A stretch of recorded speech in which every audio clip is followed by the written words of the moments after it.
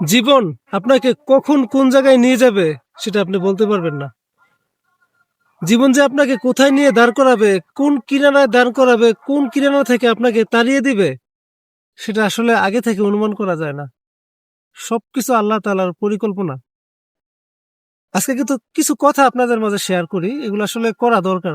দেখেন ভাই, যাকে আপনি বেশি অবহেলা করবেন না, একটা সময় আপনাকে তার দুয়ারে গিয়ে বসতে হবে কোনো সাহায্যের জন্য। যাকে আপনি বেশি ঘৃণা করবেন না, একটা সময় তাকে আপনার বেশি প্রয়োজন পড়বে। বাস্তবতা এটাই, হয় 1 বছর আগে, হয় না হয় 1 বছর পরে। প্রকৃতি এরকম একটা জিনিস, প্রকৃতি ঘুরে ফিরে আপনাকে এমন একটা জায়গায় নিয়ে যাবে যে জিনিসটা কখনো আপনি চাইতেন না, এই জিনিসটা আপনি অনেক বেশি ঘৃণা করতেন। তো ভাই, কথা বললে অনেক সময় বলা যায়, অনেক কথা বলা যাবে, লম্বা কথা বলা যাবে, এতটুকু বলি না। সংক্ষিপ্ত সময়ে দু একটা লাইন বলি, সেটা হচ্ছে কি জানেন, কখনো কাউকে ছোট ভাববেন না, কাউকে ঘৃণা করবেন না। যে আপনার সমতুল্য না, তার সাথে কখনোই আপনার তুলনা করতে যাবেন না। প্রতিটা মানুষের উদাহরণ।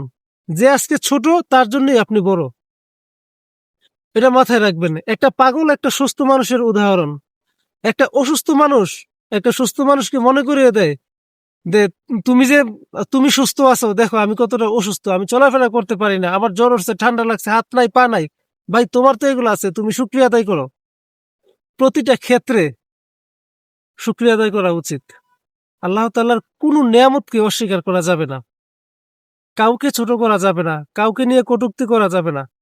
আমরা কত কথা বলি, হাসির ছলে বলি, খেলার ছলে বলি, বা শত্রুতা করে বলি, এগুলা কখনোই বলা যাবে না।